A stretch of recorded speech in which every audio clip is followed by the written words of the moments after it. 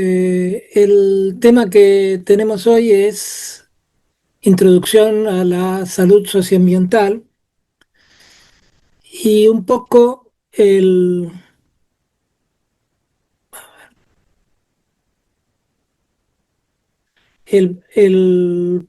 propósito de hablar de salud socioambiental, de la unidad en realidad, es intentar integrar la mirada de los problemas socioambientales a lo que es lo que llamamos el proceso salud-enfermedad-cuidado, siempre dentro de el paradigma, el modelo que nosotros tenemos de la atención primaria de la salud, entendiéndola como estrategia y filosofía, y también de la determinación social de la salud. Acá vamos a hacer un par de aclaraciones. En realidad, este tema de salud socioambiental hace unos años lo dábamos en el segundo cuatrimestre, en donde ya habíamos visto algunas cuestiones que tenían que ver con la atención primaria a la salud, con los determinantes sociales, con el área programa, con lo cual esto venía a integrar y cerrar. En este momento nosotros planteamos que era preferible eh, tener este tema metido dentro del primer cuatrimestre porque teníamos un trabajo práctico que entendemos que es muy ameno, que es la salida al área programa, la salida al barrio.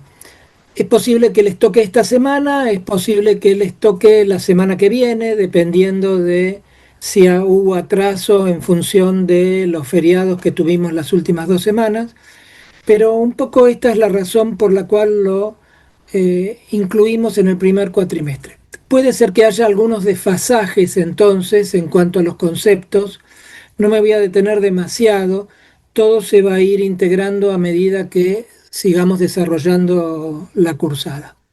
Así que un poco el objetivo de este teórico es poder contextualizar el trabajo práctico de salud ambiental que ustedes van a realizar esta semana o la próxima en el terreno, tratando de entender o comprender las cuestiones desde una mirada general, ¿no? Es decir, desde una mirada que abarque no solo las familias y las comunidades, los barrios, que es lo que vamos a trabajar en el trabajo práctico, sino el impacto que tiene eh, sobre la salud toda la cuestión socioambiental en el mundo, en el país y obviamente también en la región.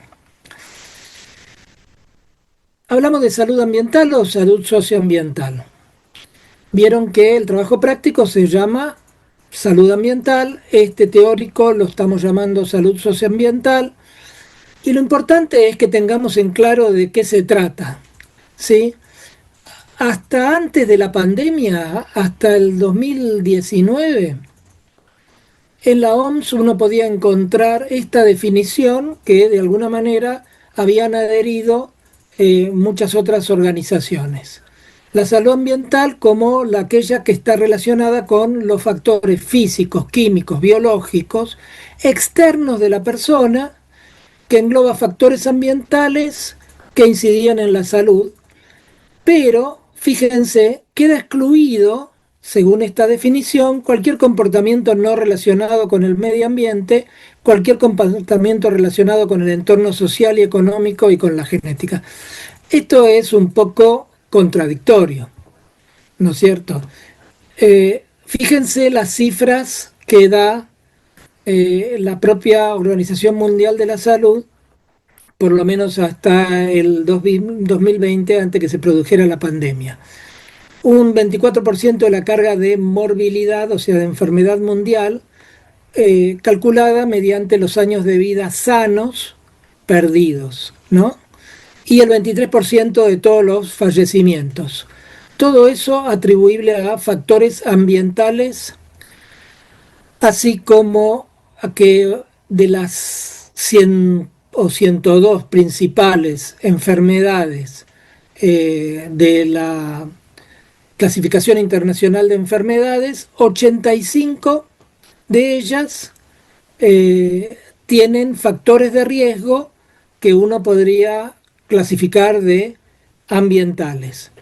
Y finalmente, más de un tercio de las muertes infantiles son atribuibles al medio ambiente según esta clasificación de la OMS.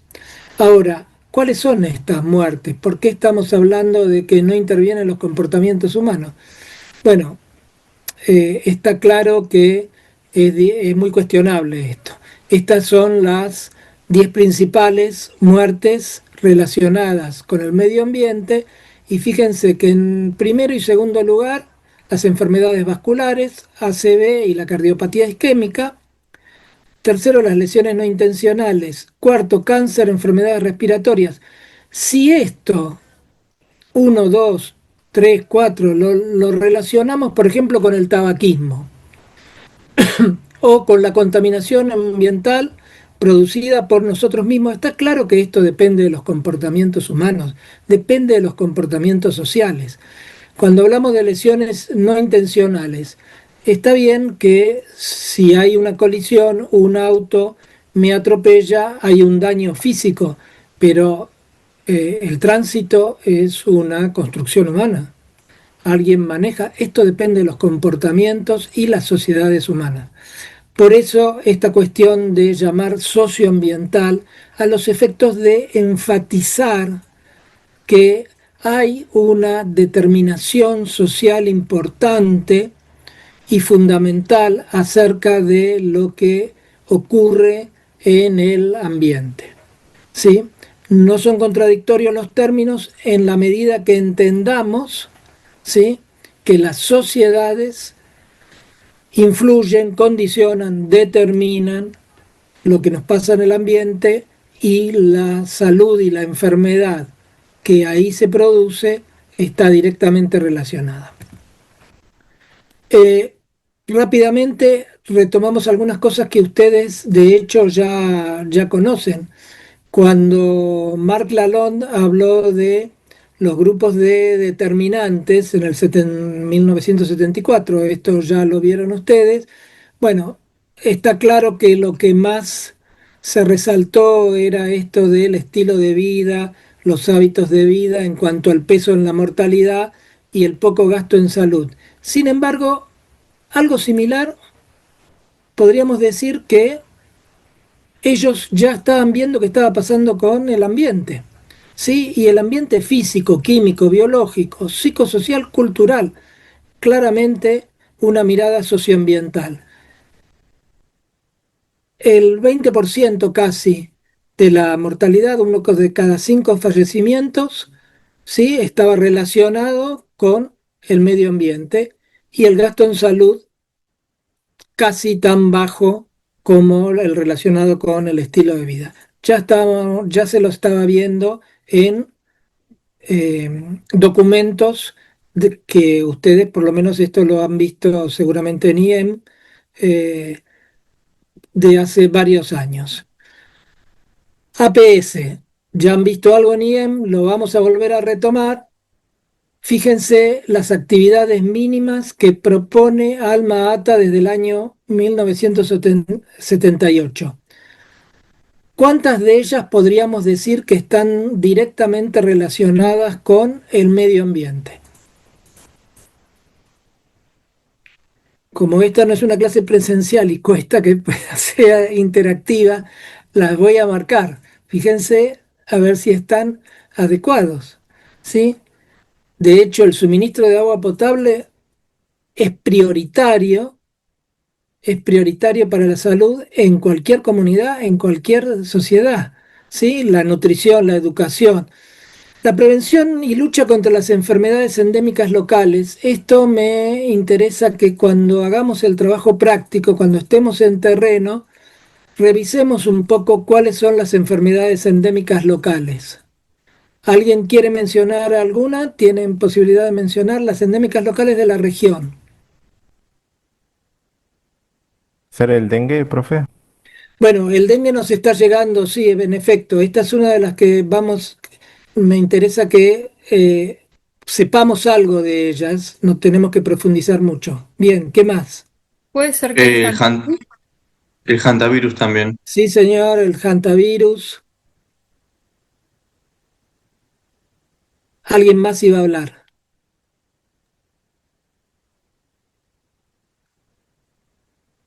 Hace unos años lo primero que hubiera saltado, y a mí me llama la atención, lo primero que hubiera saltado, porque lo veían en la escuela primaria, lo veían en la escuela secundaria, tanto de Río Negro, Neuquén, e incluso La Pampa y Chubut, era la hidatidosis. ¿Sí? Esta es una enfermedad que nunca se fue y que de hecho hay, hay indicios de que tenemos tasas altas nuevamente porque la hemos descuidado. ¿Sí? Hidatidosis. Chagas, que ocurre en el país. Triquinosis, que tiene que ver con las eh, enfermedades de origen transmisión alimentaria. Bueno, sigamos. Esto lo van a volver a ver en el trabajo práctico, ¿no? Porque muchos de los riesgos para la salud están relacionados con cuestiones que tienen que ver con los factores que inciden en estas enfermedades. Fíjense, las otras actividades, ¿sí? No vamos a ahondar mucho, pero todas tienen que ver de alguna manera con el ambiente. Es imposible separarlo, es imposible descontextualizarlo, ¿sí? Si estamos hablando de enfermedades infecciosas, muchas de ellas tienen vacunas para prevenirlas, ¿tá? La Carta de Ottawa, creo que también ya la vieron cuando cursaron IEM. Una de las estrategias es la creación de ambientes favorables. Y la Carta de Ottawa en el año 86 ya hablaba, ¿sí?, de la conservación de los recursos naturales como una responsabilidad mundial y un acercamiento socioecológico de la salud. Todos los documentos importantes que tienen una visión amplia de la salud siempre hacen hincapié en el ambiente y en la relación socioambiental o socioecológica, como se dice acá. No es algo que haya pasado desapercibido para quienes estaban trabajando con estos modelos. Eh, la Asamblea Mundial de Salud de los Pueblos, la primera se hizo en Bangladesh en el año 2000. Cuando veamos el desarrollo de APS vamos a volver sobre este grupo porque representa a muchas organizaciones, muchos líderes, muchas agrupaciones que no están representadas normalmente por las instituciones, ¿no? Y tienen una mirada muy anclada en el territorio, ¿sí? Y en países de los que podríamos llamar que no están desarrollados. Por eso, fíjense, los ejes centrales en la primera declaración fueron la equidad, el desarrollo ecológicamente sostenible y la paz. Eh, ¿Son de actualidad estos ejes? ¿Podríamos decir que esto está actualmente vigente?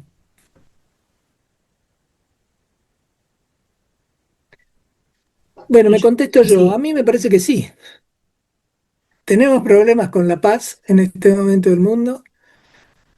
Hay en muchos aspectos mayor inequidad en cuanto al acceso a la salud en muchas partes y que en ese momento y el desarrollo ecológicamente sostenible.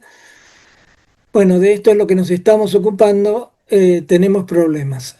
Acá hay varios retos ambientales, ¿sí? Ellos los mencionan que porque son los que afectan a sus comunidades, a sus sociedades, ¿sí?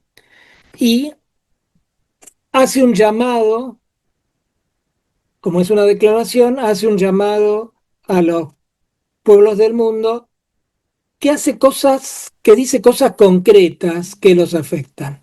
¿Sí? No me voy a detener mucho, pero fíjense cómo en los países no desarrollados, ¿no?, les parece importante oponerse al traslado de industrias peligrosas y de desechos tóxicos y radiactivos, porque esto es lo que estaba pasando y aún ocurre. O sea, la basura que producen países industrializados va a parar a otros países, ¿no? Con lo cual los daños quedan confinados en esos países.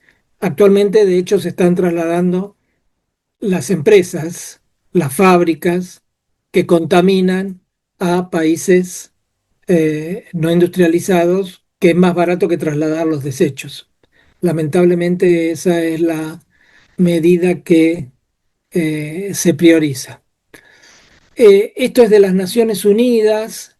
eh, en una asamblea para la gente que trabaja en el medio ambiente, la declaración de Río de Janeiro de 1992 ha sido importante, pero esta definición que a fines del siglo XX tuvo bastante peso y que ahora decayó, bueno, implicaba un poco tener presente esta cuestión de satisfacer las necesidades de las generaciones presentes sin comprometer las posibilidades del futuro, ¿no? Es decir, no consumir todo ahora, no acabar con los recursos ahora, no gastarse el mundo ahora. Para lo cual, este esquema simbolizaba que había que tener en cuenta lo ecológico, sin ninguna duda, pero también lo social, y no se desconoce que el motor siempre es económico. Por lo cual, para que esto fuera sostenible, había que tener en cuenta que sea viable, equitativo y sustentable. ¿Sí? En esos momentos se proponía, por ejemplo, que los médicos y médicas, los agentes de salud, fuéramos gestores ambientales, es decir, de alguna manera apoyáramos esta idea de que la salud se mantiene en función de estos equilibrios. Actualmente las Naciones Unidas tiene en vigencia la Agenda para el Desarrollo Sostenible. ¿Sí? Esta es una agenda política y social eh, que de alguna manera vuelve a resaltar que para que alcanzar el desarrollo sostenible, los tres elementos básicos que hay que armonizar son el crecimiento económico, la inclusión social y la protección del medio ambiente. ¿Sí? Todos interrelacionados. Otra manera de decir lo mismo que aquello que hablábamos de un desarrollo sustentable. A fines del siglo XX apareció la agenda del milenio, ¿sí? En donde uno de los objetivos del milenio, había 8, era asegurar un medio ambiente sostenible. Esto, digamos, bueno, ya pasó, ha sido reemplazado por los objetivos de desarrollo sostenible y fíjense cuántos objetivos están relacionados directamente con el ambiente. Fíjense el 6, el 7, el 13, el 14, el 15, ¿sí? Aunque hay muchos otros que están relacionados, de alguna manera podríamos decir indirectamente. Pero lo que en los Objetivos de Desarrollo del Milenio había como puntos esenciales la salud materno-infantil, por ejemplo, ahora se hace hincapié mucho más en la salud ambiental. Dentro de estos objetivos, me parece que está claro que el que más ha trascendido en cuanto al impacto en la salud es el cambio climático, ¿sí? De hecho, ha habido muchas publicaciones dentro de revistas especializadas y organizaciones de salud que le confieren al cambio climático la mayor amenaza a la salud humana. Esto es un cuadro tomado de la Organización Panamericana de la Salud que resume algunos aspectos del impacto del cambio climático sobre la salud humana. ¿Sí? Eh, Ellos lo dividen, es una forma de clasificarlo, por lo menos para tener en cuenta los efectos directos, es decir, los que están producidos directamente, ¿no? Como por los fenómenos meteorológicos, eh, inundaciones, huracanes, los incendios, los efectos indirectos a través de lo que ellos llaman sistemas naturales, por ejemplo, las enfermedades respiratorias por la contaminación del aire, las enfermedades transmitidas por los alimentos y el agua, siempre han sido una causa importante, las causas biológicas, pero cada vez se vuelven más importantes las tóxicas, ¿sí? Las enfermedades transmitidas por vectores, y acá, por ejemplo, podemos volver a hablar del dengue y cómo aumenta la superficie del país y los efectos indirectos a través de los sistemas socioeconómicos que hablan de los riesgos que producen por la falta de agua, ¿sí? Eh, los riesgos que se producen por digamos, la falta de controles o la inseguridad alimentaria por la falta de nutrientes adecuados o directamente la falta de nutrientes, por la salud laboral, o sea, las enfermedades laborales relacionadas con el ambiente y sobre todo a los grupos vulnerables, ¿sí? Y también por los desplazamientos humanos. En el mundo, las migraciones son una cuestión de vida o muerte en muchas regiones y están afectando la salud de todas las regiones, no solamente de las personas que están siendo obligadas a desplazarse, ya sea por las cuestiones sociales o incluso las políticas o económicas, ¿no? Bueno, este es un ejemplo de la relación que tenemos en funciones de las cuestiones ligadas a la producción económica, sociales y a las del cambio climático, que uno a priori podría decir naturales, pero vemos que no es así.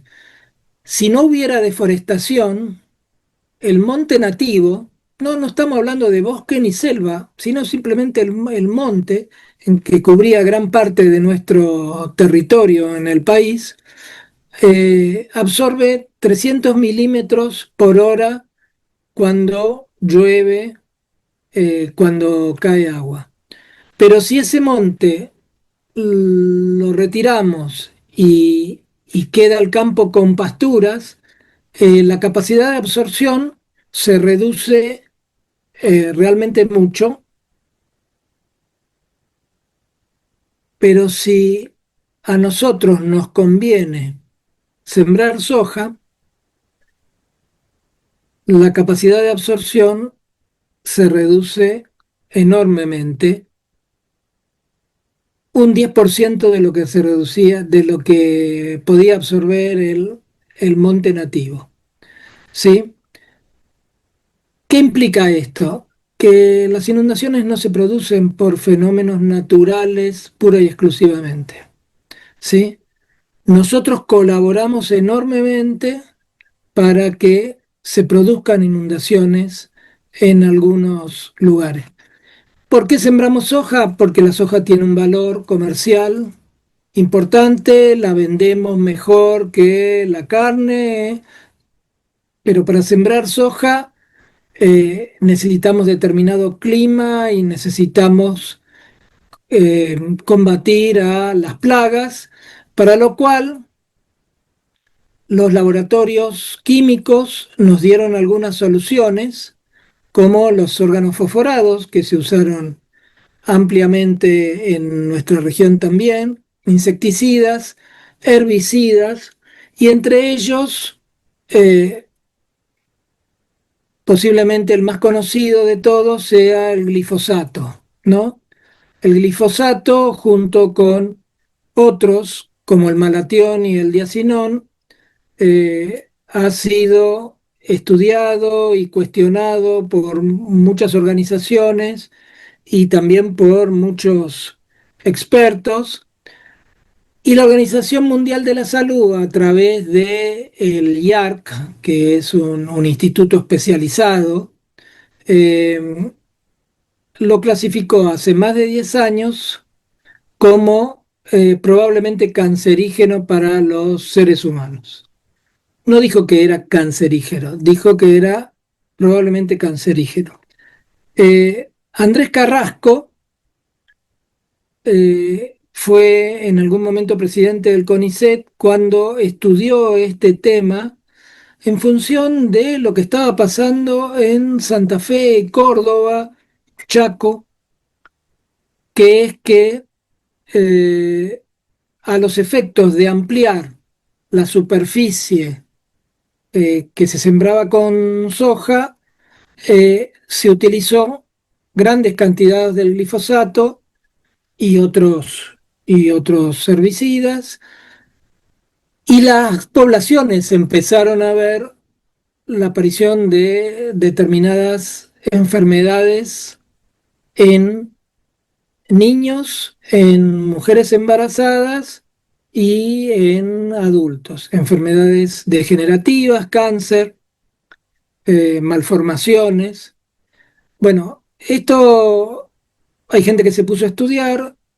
Andrés Carrasco se puso a estudiar desde el punto de vista genético y de la biología molecular y publicó los resultados que responsabilizaban, no en forma causal, pero sí en sentido de probabilidad, al glifosato eh, como uno de los factores o posiblemente el factor responsable de lo que estaba pasando en estas poblaciones. Bueno, Andrés Carrasco fue, este, por decirlo simbólicamente, crucificado porque iba en contra de toda la economía de de estas provincias, ¿no? Esto, lo que quiero decir con esto es que se pone en tensión permanentemente la cuestión socioambiental, la cuestión de la salud, con la cuestión económica y los intereses económicos. Andrés Carrasco falleció, eh, perdió el trabajo y perdió gran parte de su prestigio, incluso ante algunos de sus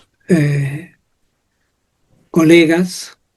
Y el día que falleció, posteriormente se lo promovió como el de la ciencia digna, porque él mantuvo su postura a pesar de, eh, digamos, todas las críticas y todos los conflictos que se le vinieron encima. Por supuesto, no fue el único, fue el primero. De hecho, lo que se le criticaba es que él denunció el problema incluso antes de que la publicación saliera en una revista científica. Así que, digamos, es posible que ello lo haya expuesto mucho para las críticas. Pero no, se formó en ese momento una red universitaria de ambiente para la salud, y fíjense la importancia que tiene esto en esas provincias, en estas regiones, todo esto en la superficie que en ese momento era posible cultivar soja y eventualmente ampliada, ¿no? Eh, que se empezó a trabajar con estas consignas, ¿no? Médicos de pueblos fumigados, ¿no? La gente no quería que fumigaran los campos que están al lado de las escuelas, de las casas, de las viviendas, y que obviamente los intoxicaba también a ellos, más allá de cualquier otro daño que pudieran tener. No tenemos este problema con este tipo de desarrollo en nuestra región, pero sigue siendo fundamental en las provincias en donde la soja y otros cultivos usan estos herbicidas a mansalva, ¿no? Bueno, posiblemente ustedes ya sepan que actualmente la Organización Mundial de la Salud, después de un desarrollo que iniciaron desde la medicina veterinaria, después de que ocurrió la pandemia y se estudió cómo se había originado, o por lo menos cómo se había diseminado. Bueno, una sola salud es la propuesta actual de la Organización Mundial de la Salud, dando a entender que los vínculos estrechos e interdependientes que existen entre la salud de las personas, los animales y los ecosistemas, como queriendo decir el resto del ambiente, ¿no? No hay manera de no tenerlos en cuenta y si uno quiere salud en las personas, necesariamente hay que equilibrar y optimizar la salud de los ecosistemas, incluido lo de los animales, ¿no? Tienen Ahí Melissa, acá un Melissa te ejemplo. comparte algo, Guillermo, que dice que en Río Negro también se está cultivando soja. Te Sí, comparte una noticia. sí, yo no quise mencionar gracias, pero está, digamos, la superficie de las hojas te está ampliando, ¿no? En la medida que esto reditúe económicamente, bueno, el uso de la tierra se modifica. El asunto es, esto es bueno para la sociedad, es bueno para la salud, tenemos las medidas adecuadas. Es posible que no haya una relación causa-efecto. A ver, quiero ser claro, hay mucha gente que puede, que incluso en la facultad, que es experta en el tema, así que no me voy a meter con algo que no conozco en el fondo, pero lo que rige cuando hay una relación probable es el principio precautorio, ¿sí?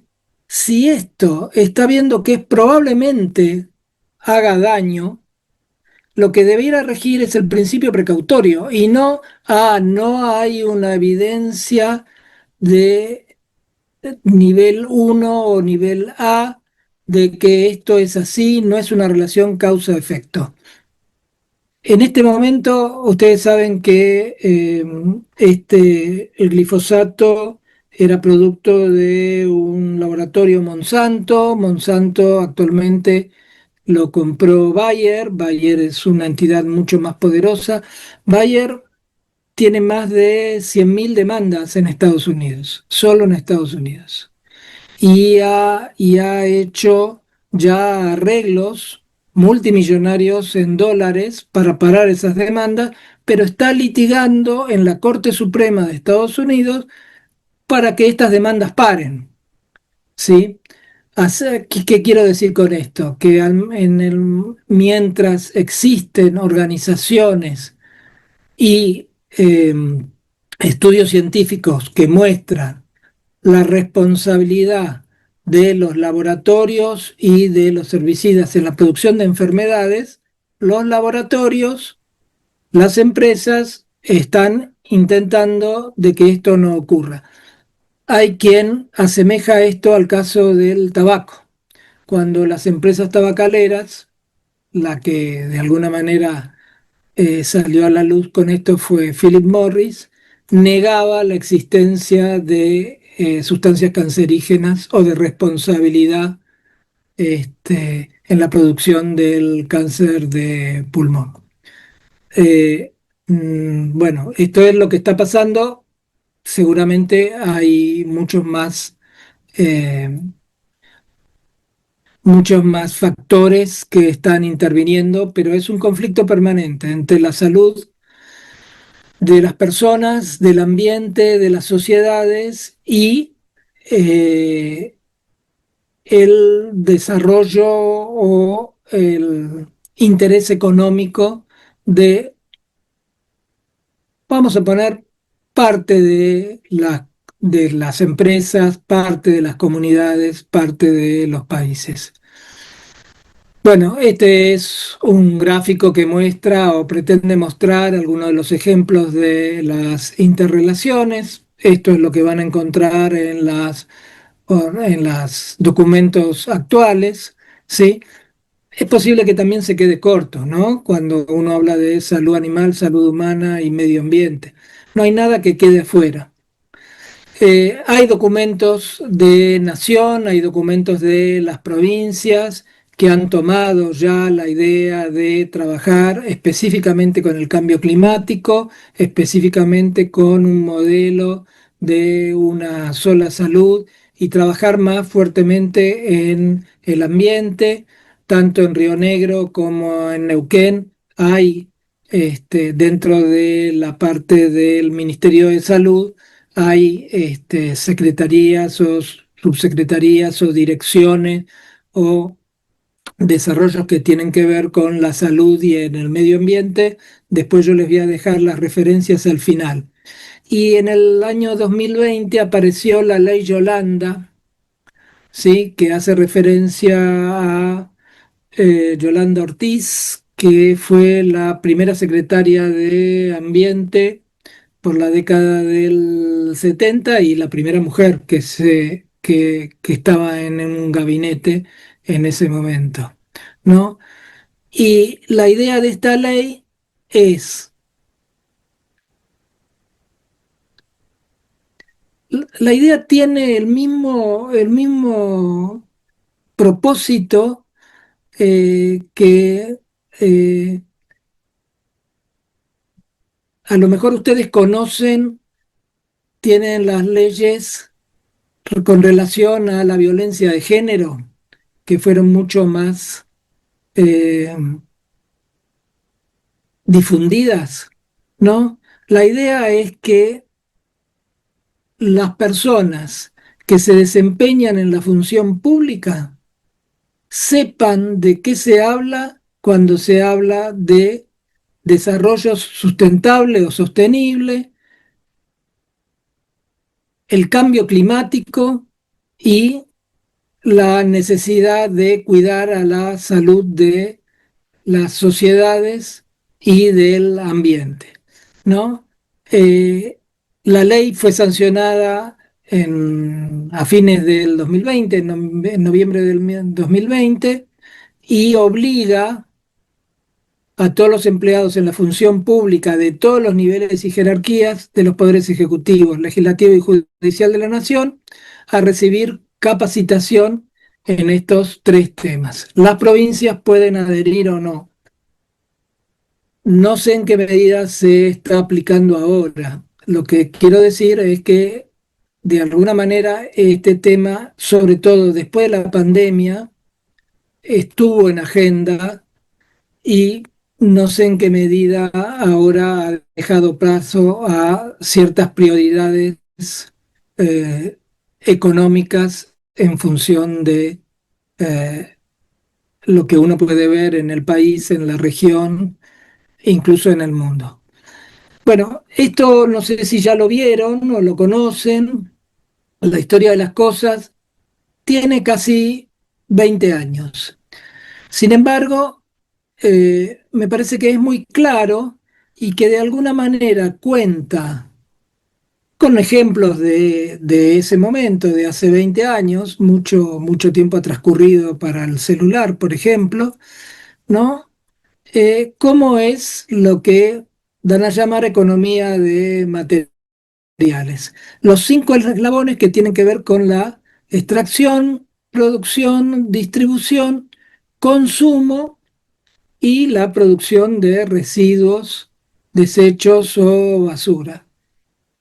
Eh, yo me acuerdo que siempre cuando uno hablaba de los ciclos naturales o los ciclos de la vida, uno entiende que el ciclo es algo que se repite. Bueno, lo que da a entender esto claramente que es un sistema lineal, no es un ciclo.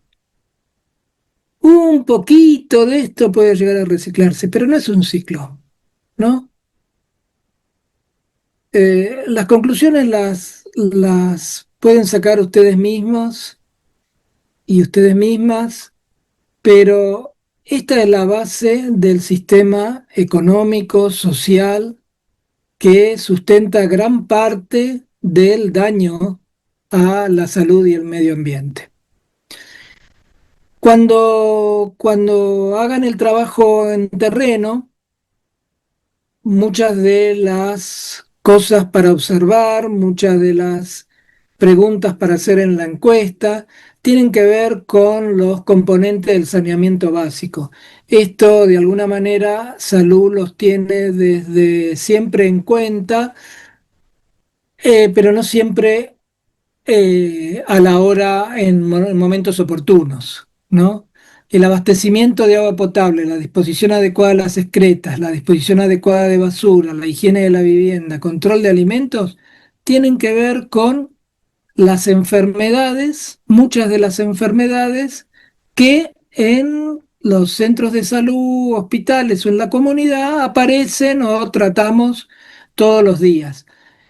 Cuando hay un abastecimiento generalizado de agua microbiológicamente pura, sin contaminación química, desaparecen muchas de las enfermedades que, acuérdense, la Organización Mundial de la Salud decía que en los niños el 36% era producto de eh, enfermedades relacionadas con el ambiente y la principal en los niños, de la mortalidad me refiero, son las enfermedades transmitidas por el agua, ¿sí?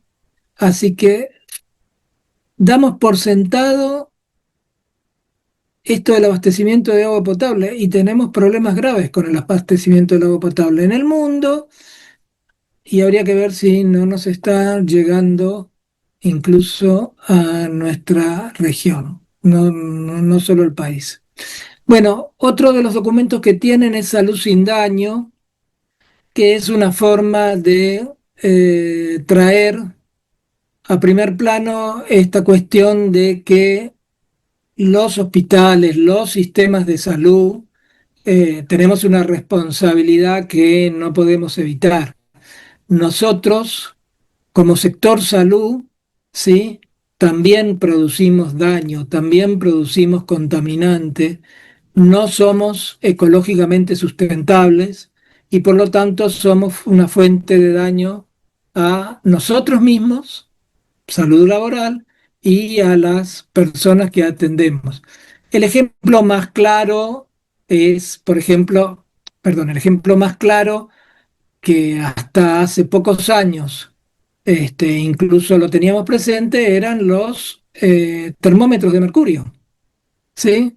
Termómetros nosotros utilizábamos en nuestras casas y en las instituciones de salud, termómetros de mercurio que se rompían y que contaminaban el ambiente, sabiendo que el mercurio, si bien es un elemento que permitió estandarizar la temperatura, la presión, etcétera, etcétera, es sumamente nocivo, sumamente contaminante y que digamos, no había manera de condenarlo una vez que saliera de su compartimiento.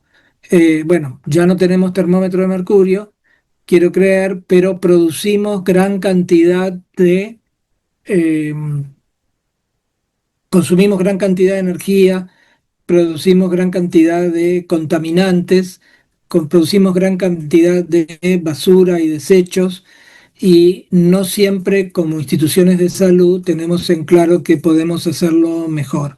No estamos hablando solo de las personas a nivel singular, Estamos hablando de las organizaciones y los sistemas de salud. Bueno, esto eh, sé que es más complejo de entender. Yo les voy a dar después, tienen la información en la página, hay un documento en castellano, hay un video en inglés donde el propio autor explica bien de qué se trata los límites planetarios. ¿A qué hace referencia? Que no solamente estamos afectados por el cambio climático. Él habla del planeta como algo integral y que todo, todo está interrelacionado con todo. Por eso dijo, una sola salud posiblemente se quede corto. Ellos vienen estudiando el tema desde hace bastantes años y lo que se basan es en tres premisas. Una es que, de acuerdo a algunos autores y algunos estudios, este grupo que es de el Centro de Resiliencia eh, en la Universidad de Estocolmo, eh, este grupo piensa que nosotros estamos en el Antropoceno, es decir, una era geológica en donde la humanidad, las sociedades, han alterado tanto el desarrollo del planeta como para darle su propio nombre. ¿A partir de cuándo? Bueno, hay quien puede decir que desde que la humanidad se empezó a vivir en ciudades, pero fundamentalmente es desde la Revolución Industrial. Hay límites, 9 factores, ¿no? Que son los límites planetarios que no debiéramos sobrepasar. La zona verde es una zona de seguridad, la zona que está amarilla es zona de alerta y la zona roja es que tenemos serios problemas. Esto debiera ser más amarillo que rojo. Cuando habla de la integridad de la biosfera, habla de que están desapareciendo especies. Estamos en una época de extinción. Sí, está desapareciendo la biodiversidad y si desaparece la biodiversidad tenemos problemas como planeta. ¿Sí? No es que si desaparecen las abejas no pasa nada. ¿Sí? Todo está relacionado. La concentración de dióxido de carbono, ¿sí? Los sistemas de cultivo de la tierra, esto tiene que ver con el ciclo del fósforo y el nitrógeno, el acceso al agua potable, el acceso al agua fresca, ¿sí? Los flujos de, digamos, los elementos bioquímicos. A ver, un segundito, que se me va eso. Bueno, este gráfico cambió del año 2023 al 2025. El año pasado había puesto uno que era del 2023, se habían sobrepasado seis límites, ahora hay uno más sobrepasado, que es la acidificación de los océanos. ¿Vieron cuando se habla de que los corales se están muriendo, se ponen blancos o demás? ¿Por qué se acidifica el océano? Porque el océano absorbe el dióxido de carbono y el calor, nos protege, pero hasta cierto punto, ¿sí? Cuando se acidifica demasiado, los que sufren son los que viven en el océano, la vida marina, ¿sí? Con el agujero de ozono, digamos, y la carga de aerosoles que están en límites eh, normales, si se quiere, seguros, bueno, eh, ellos piensan que es lo que nos determina que haya una ventana de oportunidad, porque ustedes saben que en algún momento el agujero de ozono fue mayor, que la carga de aerosoles, por lo que nosotros usábamos dentro de los aerosoles que destruían la capa de ozono en nuestros productos químicos, se dejaron de usar, eh, heladeras, aires acondicionados, etcétera, y se redujo algo, entonces hay cierto optimismo en eso. Pero la realidad es que esto ha ido aumentando desde el 2009, que aparece el primer gráfico, hasta ahora, y empeorando eh, cada vez. El otro será las nuevas entidades, uno que no nombré. A las nuevas entidades se refiere, por ejemplo, a los microplásticos y los nanoplásticos. Ustedes saben que esto está en todos lados. Sí, están en el suelo, están en el agua, están en la comida que comemos, ¿sí? Y este es un, un estudio que muestra a los microplásticos y a los nanoplásticos incluidos dentro de las placas de ateromas. Sí, no solamente tenemos colesterol en las placas de ateromas, también ya tenemos micro y nanoplásticos. Sí, como para confirmar que nada de lo que hagamos nos es ajeno. Sí, todo va a volver. ¿Qué saben sobre la ley de modificación de glaciares?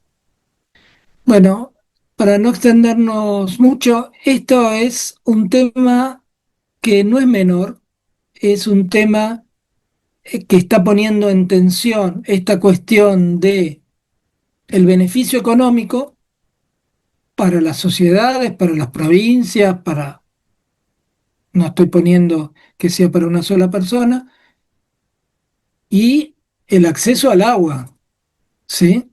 El acceso al agua de millones de personas en nuestro país. La ley de glaciares actual se discutió enormemente, se estudió mucho y quienes de alguna manera intervinieron mucho fue científicos del CONICET para definir cuáles son las zonas glaciares y periglaciares. El hielo, ustedes saben que ayuda a reflejar el calor, este no tanto, pero debajo de esto hay agua dulce, que es lo que de alguna manera nos está faltando cada vez más en el planeta. Lo que se está discutiendo ahora implicaría que las decisiones se tomen en función de posiblemente otros intereses. Otra cosa interesante es que ustedes saben que hay mecanismos democráticos como son las audiencias públicas, ¿no? Determinados temas, ¿no? Como cuando se discutió la ley de aborto, implica interés para toda la sociedad y hay audiencias públicas, es decir, uno puede anotarse y eventualmente intervenir en una audiencia pública. Se anotaron más de 100.000 personas, hablaron muy poquitas porque no se les permitió el tiempo para hablar. Esto también tiene que ver con esta tensión entre los intereses económicos y los sociales. Bueno, ¿cómo andamos por casa? ¿Ustedes van a hablar o van a discutir con sus docentes? A ver, deben saber bastante sobre Vaca Muerta porque es la formación que está presente en Río Negro y Neuquén, que tiene impacto en nuestra vida enormemente. Estas, estas cigüeñas que están al lado de las chacras, al lado de las viviendas, han sido reemplazados por el fracking, que está teniendo efectos en varios sentidos. Uno de ellos habría que ver, por lo menos se está estudiando, el impacto que tiene sobre el agua del Marimenuco, ¿no? Ustedes saben que se está haciendo fracking en esa misma zona, además de muchas otras cuestiones que están en riesgo. Dudo mucho de que alguien esté en cuestión en este momento en posibilidad de discutir la posibilidad de que no se siga explotando Vaca Muerta. Y el hecho de que no se pueda discutir esto hace que queda de relieve la importancia que tiene eh, el tener una mirada amplia en cuanto a poder entender los temas ambientales de la salud con relación a las sociedades y al desarrollo económico, ¿no? Ninguna de estas cosas van aisladas.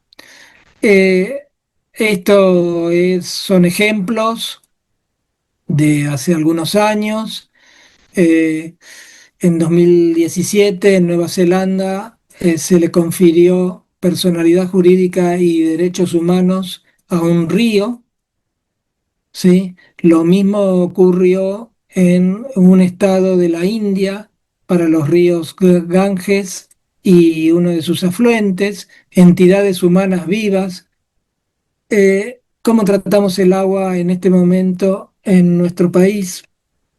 Ya no llamamos más al río Paraná, se llama hidrovía, que tiene que ver con una cuestión económica y no con entenderla como un río que lleva agua y abastece a las personas, a las sociedades, a los cultivos, a la naturaleza, en una enorme cantidad de superficie de 4 países diferentes.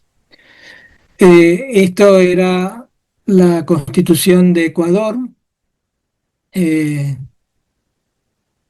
no sé si sigue vigente, honestamente, ¿no? Pero el sumac causai, la armonía y la vida en plenitud, implicaba tener en cuenta a la madre tierra, ¿sí? A la Pachamama, eh, que es una visión diferente desde otro modelo. Eh, Se pueden hacer cosas, se pueden hacer y se están haciendo muchísimas cosas. Hay cosas, hay estudios científicos, hay acciones, hay organizaciones.